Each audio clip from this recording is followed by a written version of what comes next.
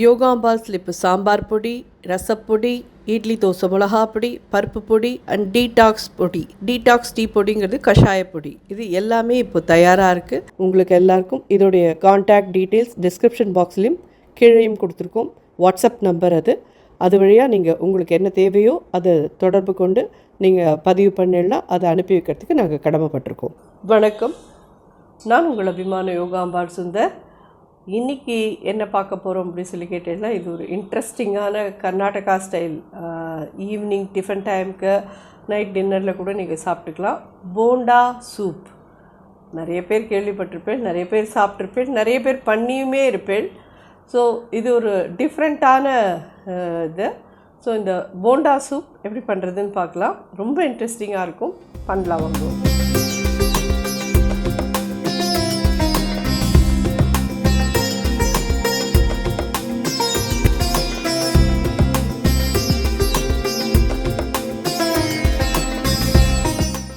ஒரு கப்பு பைத்தம்பருப்பு தண்ணியில் போட்டு இன்னும் வாஷ் பண்ணிக்கலாம் 2 தடவை. இதில் ஒரே ஒரு டொமேட்டோ வைக்கிற வேலையில் ஒரு டொமேட்டோ தான் போட முடியும்.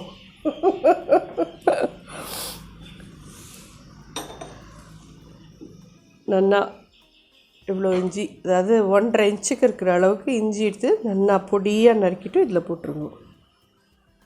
இது மாதிரி பச்சை மிளகா ஒன்று எதில் பருப்பு எடுத்தோமோ அதிலே தண்ணி விட்டுக்கலாம். ஒரு கப்புக்கு 4 விடுறேன்.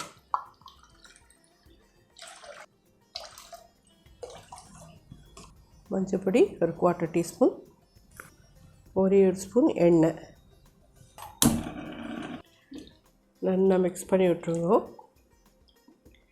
ஒரு கொதி வரட்டும், அதுக்கப்புறம் மூடலாம்.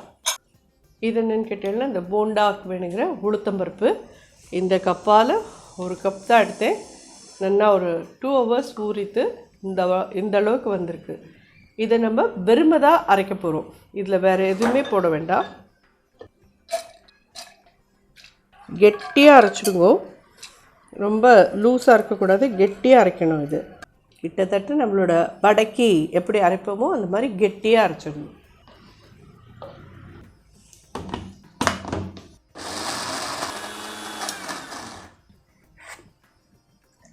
ஒரு கை தண்ணி விட்டுருக்கேன், அவ்வளோதான்.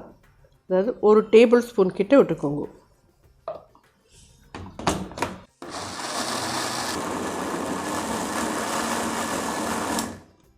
இது பார்த்தீங்கன்னா உங்களுக்கு தெரியும், மேல் கேமராலேருந்து நீங்கள் பாருங்கள், மாவு அப்படியே ரோல் ஆகி உள்ளே போகணும். அந்தளவுக்கு அது நல்லா ஸ்மூத்தாக அரைக்கணும்.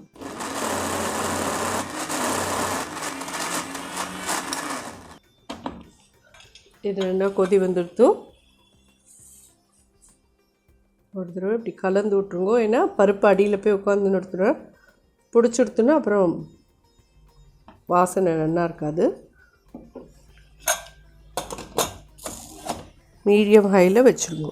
ஒரு 4 விசில் கழித்து பார்க்கலாம். இது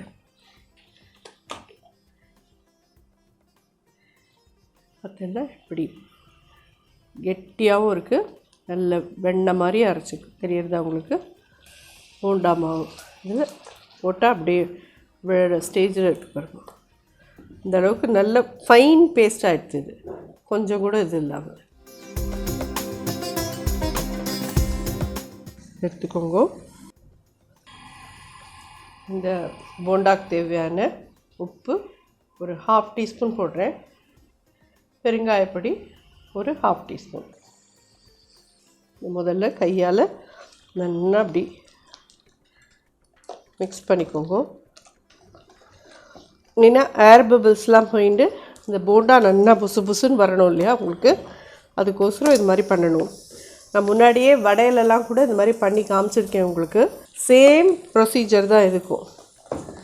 நம்ம உப்பு போடுறதுக்கு முன்னாடி ரொம்ப கெட்டியாக இருக்கும், உப்பு போட்ட அப்புறமா இது நீர்த்துக்கும். அதனால் நீங்கள் இதை கெட்டியாக அரைச்சினா தான் நல்லாயிருக்கும் இது. ஸோ இது விசில் வந்துருக்கு. சைமல்டேனியஸ்லி நம்ம போண்டாக்கு தேவையானது ரெடி பண்ணிக்கலாம். கருவேப்பிலை அண்ட் பச்சை மிளகா இந்த மாதிரி பொடி பொடியாக நறுக்கிறது ஒன்று போடுங்க. ஒரு 1/4 ஸ்பூன் மிளகு, தேங்காய் வந்து இது மாதிரி பல்லு பல்லாக நறுக்கினது இதில் போடுவோம். இதுதான் போண்டா, மைசூர் போண்டா. இதுதான், இதை வச்சு தான் போண்டா சூப். ஒரு 1/2 டீஸ்பூன் நெய் விடுறேன். கொத்தமல்லி கொஞ்சம் வாசனைக்கு. இது ரெடி ஆகிடுது ஆல்மோஸ்ட். நல்லா ஒரு 4 விசில் வந்துடுது. ஸோ இதை அணைச்சிடலாம். நம்ம எண்ணெய் காய வச்சுருக்கோம். இந்த மாதிரி கை நனைச்சிக்கிறதுக்கு சைடில் தண்ணி வச்சுக்கோங்க. இதெல்லாம் தெரியாதவா இல்லை, புதுசாக பண்ணுற குழந்தைகளுக்கு தான் சொல்கிறேன். இப்படி இல்லைன்னா போண்டா வரலையே அப்படின்பா. வடையே வராதுன்னு நிறைய பேருக்கு இது. ஆனால் போண்டா நிறைய குழந்தைகள் போட்டுடுவா. அதனால் போண்டா வந்து எல்லாருக்கும் வரக்கூடிய ஒரு ஈஸியாக வரக்கூடிய ஒரு சமாச்சாரம் தான். அதனால் இதை நல்லா மிக்ஸ் பண்ணிக்கலாம். சித்திரமும் கைப்பழக்கம், அவ்வளோதான். நம்ம எதுவும் வரமாட்டேன்னு எப்படி சொல்லும்? வரமாட்டேன்னு ஒரு 10 தடவை சொல்லுமா? அது வரமாட்டேன்னு சொன்னால் நம்மளும் விடக்கூடாது. திருப்பி திருப்பி பண்ணிகிட்டே இருந்தோன்னா சரி போ, ரொம்ப நம்ம பிராண்டை வாங்குறோம், அதனால் நம்ம வந்துடலாம் அப்படின்ட்டு வந்துடும். அதனால் வரலை அப்படின்னு சொல்லிட்டு 1 or 2 டைம்ஸில் விட்டுடாதீங்க. அது பிராண்டை வாங்குங்க, கண்டிப்பாக வரும். ஏன்னா நான் உங்கள் எல்லாத்தையும் முன்னாடி சொல்லியிருக்கேன். நான் கல்யாணம் ஆகி 17 வயசில் இங்கேருந்து போகிறதெல்லாம், அதாவது சென்னையிலலாம் அப்போல்லாம் சப்பாத்திங்கிறதெல்லாம் 1980ஸ்லாம் ரொம்ப துர்லபம். நமக்கு வந்து ஆற்றுல முக்கால்வாசி ஏதானு உப்புமா, தோசை, இட்லி இப்படி தான் இருந்துருக்கும். சப்பாத்தின்றது ஏதோ ஒரு மாதத்துக்கு ஒரு தடவை பண்ணுவாள். அது அம்மா, சித்தி, பாட்டி எல்லாருமே பார்த்துட்டுருவா. ஸோ சப்பாத்தி பண்ணுறதே எப்படின்னு தெரியாது. போனதுக்கப்புறமா என்னை எல்லோரும் சப்பாத்தி பண்ணு அப்படின்னா எல்லோரும் அலறுவா. இது என்ன ஸ்டேட்டுன்னு சொல்லிவிடு, பார்க்கவே பயமாக இருக்குது அப்படின்னு. ஆனால் அதுக்கு நான் அதை விடலை. எப்படி நமக்கு வராது, நம்ம பண்ணியே தீருவோம் அப்படின்னு சொல்லிட்டு எப்போ பாரு இட்டு இட்டு இட்டு இட்டு பழகி தூக்கி வேணாலும் போடுவேன். ஒரு 4 மாவு உருண்டைக்கு மாவை பிசைஞ்சு வச்சுட்டு இட்டு இட்டு பார்த்துட்டு தூக்கி போட்டுருவேன். அப்படி பண்ணி பண்ணி பண்ணி பண்ணி பண்ணி வித்தின் ஒரு 2-3 மந்த்ஸ்லாம் எனக்கு அது. ஆனால் அதெல்லாம் சொல்கிறேன், நீங்கள் ஓர்படியெல்லாம் பண்ணுறது அப்படியே பார்த்துட்டே இருப்பேன்.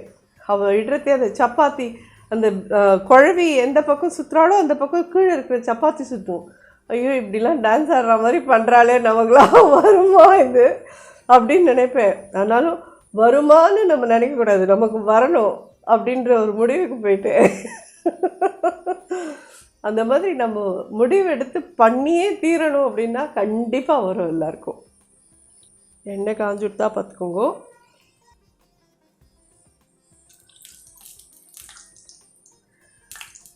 போட்டதும் இந்த மாதிரி எழும்பி மேலே வந்திருந்தால் தான் எண்ணெய் காஞ்சிருக்குன்னு அர்த்தம்.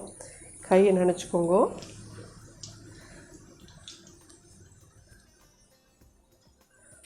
ஊற்றிட்டு அப்படியே எண்ணெயில் போடுங்க. உங்கள் சைஸ், உங்களுக்கு எது பிடிச்சிருக்கோ அந்த சைஸில்.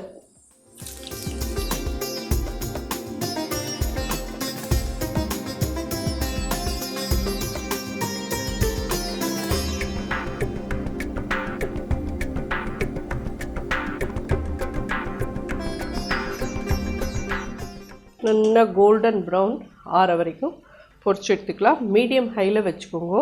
நல்லா உள்ளலாமோ அப்போ தான் நல்லா வேகும். இதுதான் மைசூர் போண்டா. நம்மளோட வீடியோவில் முன்னாடி கூட பண்ணி போட்டிருக்கோம். மைசூர் போண்டா வேறு, மேங்களூர் போண்டா வேறு. மேங்களூர் போண்டாங்கிறது மைதா, புளிச்ச தயிர் அதை வச்சு பண்ணுறது. மைசூர் போண்டாங்கிறது உளுத்த மாவை வச்சு பண்ணுறது. அதில் வந்து தேங்காய், மிளகு எல்லாம் போட்டு பண்ணுறது. இது பண்ணின கையோட எங்கள் அப்பாவுக்கு கொடுத்து அனுப்பிச்சிருந்தோம். எங்கள் அப்பாவுக்கு இது ரொம்ப பிடிக்கும். சைமல்டேனியஸ்லி அதனால தான் முன்னாடி அந்த தாலை வேக வச்சுட்டு இதெல்லாமும் பண்ணினோம். இதெல்லாம் ஒரு நாள் சண்டேஸில் ஈவினிங் டைமில் நீங்கள் பண்ணி வச்சுட்டு சாப்பிட்லாம். இந்த மாதிரி கோல்டன் ப்ரௌன் வந்துட்டோம்.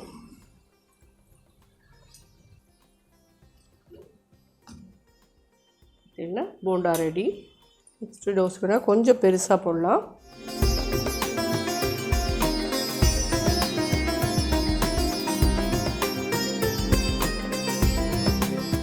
ஸோ இதே மாதிரி எல்லாத்தையும் பொரிச்சிட்டு பார்க்கலாம். போண்டா எல்லாம் ஜோராக பொரிச்சு எடுத்துட்டோம். இதுவும் நல்லா மசிஞ்சு வெந்திருக்கு பாருங்க. விஸ்கால் நல்லா மசிச்சுக்கோங்க. சூடாக இருக்கிறதே மசிச்சுட்டேன்னா தான் இது. 1 டீஸ்பூன் நெய் விடுறேன். 1 ஸ்பூன் எண்ணெய், கடுகு ஒரு 1/4 ஸ்பூன், ஜீரகம் ஒரு 1/4 ஸ்பூன், கருவேப்பிலை ஒரு 1/4 டீஸ்பூன், பெருங்காயப்பொடி. இது ஆப்ஷனல். வெங்காயம் வேணுங்கிறவா போடுங்க, வேண்டாங்கிறவா போட வேண்டாம், இப்படியே பண்ணலாம். வெங்காயம் பூண்டு இதெல்லாமே ஆப்ஷனல். தேவைப்பட்டவா ஆட் பண்ணிக்கோங்க, வேண்டாங்கிறவா போட வேண்டாம். இதுமாரி இன்னொரு சின்ன தக்காளி போட்டிருக்கேன், ஒன்றே ஒன்று. இது கிட்டத்தட்ட நம்ம டால் தான், வேறு ஒன்றுமே இல்லை. ஏன்னா எலுமிச்சம்பழமே முதற்கொண்டு புழிய போகிறோம். இதுலேயே இஞ்சி பச்சை மிளகாலாம் இருக்குது. லைட்டாக ஒரு சின்ன பிஞ்ச் காரப்பொடி போடுறேன். இந்த வேக வச்ச பைத்தம்பருப்பை இதில் ஆட் பண்ணலாம். பட் இதில் நல்லா ஒரு 2-3 கப் கிட்ட தண்ணி விட்டு இதில் விட்டுருணும். இந்த டிஷ்க்கு தேவையான உப்பு ஒரு 3/4 டீஸ்பூன் கிட்ட போடுவோம். எவ்வளோ தண்ணி விட்டுருக்கேன் பார்த்தீங்களா, உங்களுக்கே தெரியும். 1/2 லிட்டர் கிட்ட தண்ணி விட்டேன். இதில் இவ்வளோ தண்ணியாக தான் இருக்கணும். இது நல்லா கொதிக்கட்டும்.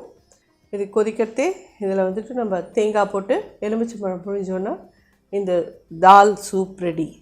சூப் மாதிரி தான் இருக்கும். பார்த்தேன்னா இவ்வளோ தண்ணியாக தான் இருக்கணும். கெட்டியாக ஆறுது உங்களுக்கு அப்படின்னு தோணித்துனா நீங்கள் இதை செஞ்சு இன்னும் கொஞ்சம் தண்ணி விட்டு கொதிக்க விடுங்க. இதை கொதிக்கட்டும். ஸோ எல்லாமே நம்ம போட்ட பெருங்காயப்பொடி, காரப்பொடி, வெங்காயம், இந்த தால், தக்காளி எல்லாமே சேர்ந்து நல்லா ஒரு 5 நிமிஷம் கிட்ட கொதிக்கட்டும். ஏன்னா நம்ம நிறைய தண்ணியும் விட்டுருக்கோம். இந்த ஸ்டேஜில் இதில் 1 2 3 4 டீஸ்பூன் கிட்டக்க தேங்காய் போட்டுருவோம். தெரியுறதா உங்களுக்கு? எல்லாமே சேர்ந்து நல்லா கொதிச்சாச்சு. இந்த ஸ்டேஜில் ஒரு பழம் எலுமிச்சம்பழம் வச்சுருக்கேன். அடுப்பை அணைச்சிட்டு சொன்ன மாதிரி கிட்டத்தட்ட இது நம்ம டால் இல்லையா, ஆனால் இதில் கொஞ்சம் நிறையா வேறு சில தேங்காயெலாம் இருக்குது. அதனால் அது கொஞ்சம் டிஃப்ரெண்ட்டாக இருக்கும். கொத்தமல்லி இந்த மாதிரி போண்டாவை எடுத்து வச்சுட்டு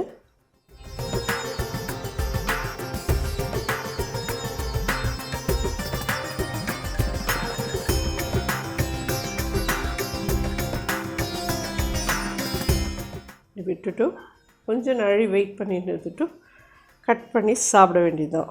சும்மா ஜோராக இருக்கும். கண்டிப்பாக ட்ரை பண்ணுங்க. கொஞ்சம் லெங்க்தியான ப்ராசஸ் தான். But once in a while நம்ம வீக்கெண்ட்ஸில் இது மாதிரி ஏதாவது ஒரு டிஃப்ரெண்ட்டான ஒரு இது பண்ணி கொடுத்தோன்னா ஆற்றுல இருக்கிறவா எல்லாருக்கும் கண்டிப்பாக பிடிக்கும். நிச்சயமாக ட்ரை பண்ணுங்க. எப்படி இருந்தது ஃபீட்பேக் சொல்லுங்கள். நன்றி, வணக்கம்.